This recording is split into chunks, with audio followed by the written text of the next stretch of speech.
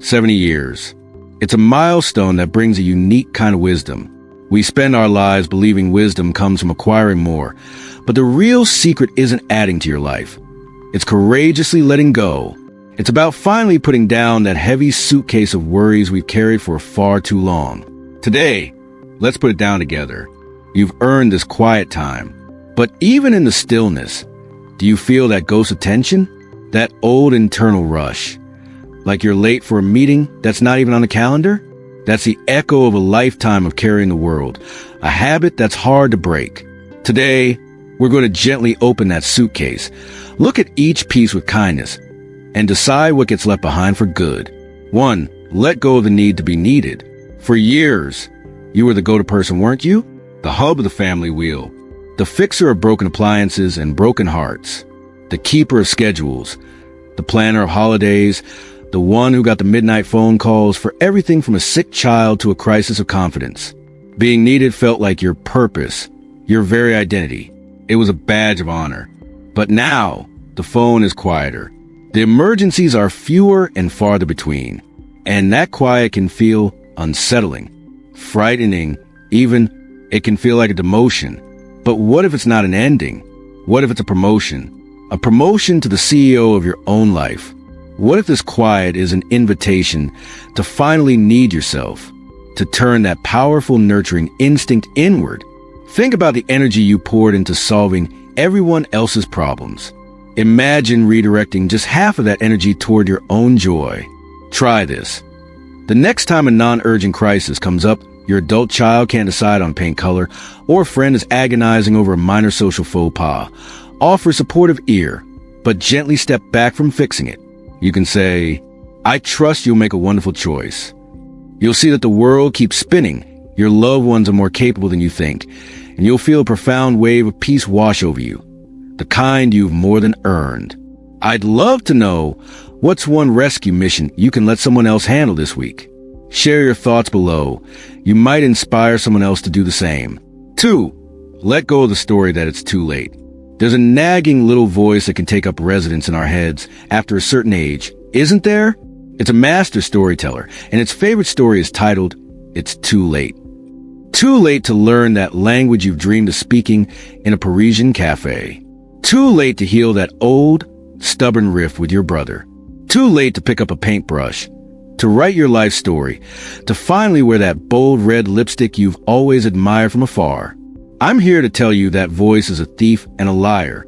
My neighbor Ginny, a widow for 10 years, started tap dancing at 78. She said the first class was terrifying. She felt clumsy and old, but she went back the next week and the week after that.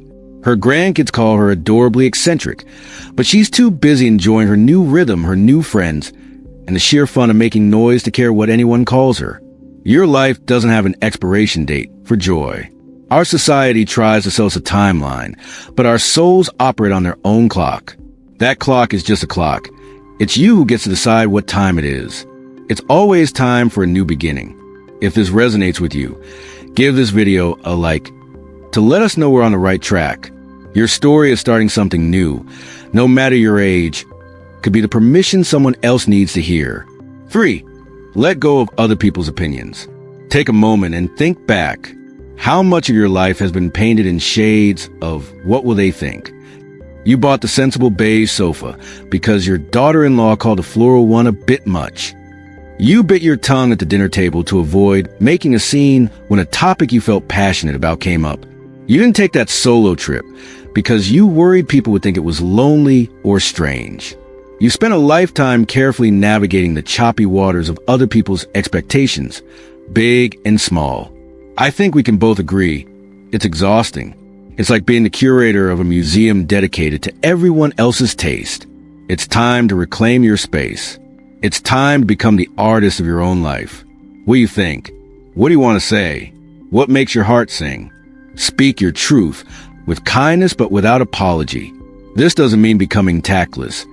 It means becoming authentic. It's about having the courage to say, I appreciate your opinion, but I'm going to buy the floral sofa because it makes me happy. You might be surprised to find that the people who matter will respect you more for it, and the ones who don't, well, Their opinion was never your burden to carry in the first place. 4. Let go of perfectionism. I have a friend, Harold, a retired heart surgeon. For 40 years, this man held human hearts in his hands, a profession where precision is a matter of life and death. He recently had me over for breakfast, and he apologized profusely because his homemade biscuits were a bit flat. It made me realize how deeply this need for perfection runs, even when the stakes are just a little butter and jam. We want the perfectly written thank you note, the flawless garden without a single weed, the perfectly behaved grandkids who never make a fuss. But perfection is a cage built with bars of our own making. It keeps us from trying, from creating, from simply being. Your biscuits are allowed to wobble. Your painting is allowed to be imperfect. Your garden is allowed to have weeds. In Japan, there's a concept called wabi-sabi, which is all about finding the beauty in imperfection and impermanence. A chipped teacup holds more stories than a perfect one. Good enough isn't a sign of failure. It's the sound of your own liberation. And trust me, a lopsided, slightly burnt muffin, warm from the oven and slathered with butter, tastes like pure, unadulterated joy. What's one perfect thing you're going to allow yourself to enjoy this week? Let us know in the comments. Celebrating good enough together is a powerful thing. 5. Let go of the timeline you drew at 30. Do you remember the picture you painted for yourself at 30? That glossy, sun-drenched brochure of your future.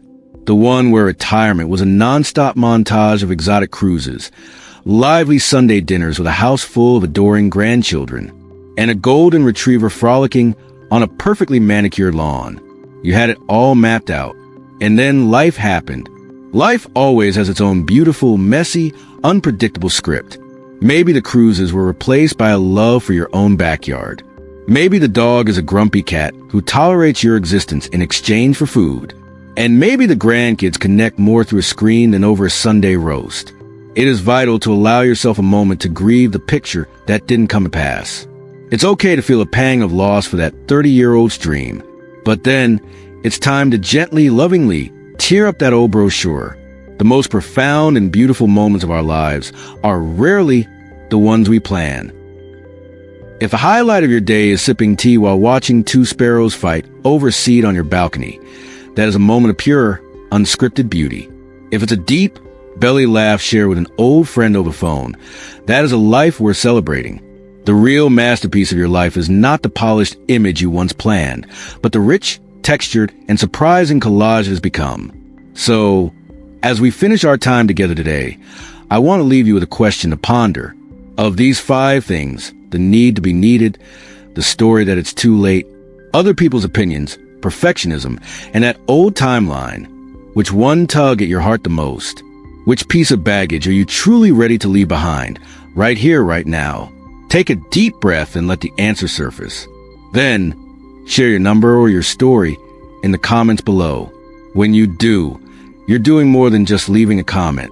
You are lighting a small candle for someone else who might be sitting in the dark with the same struggle. Reading through them is like having a conversation with thousands of wise friends. Your experience matters more than you know. If these gentle nudges feel like a conversation you want to continue, please subscribe and press the notification bell.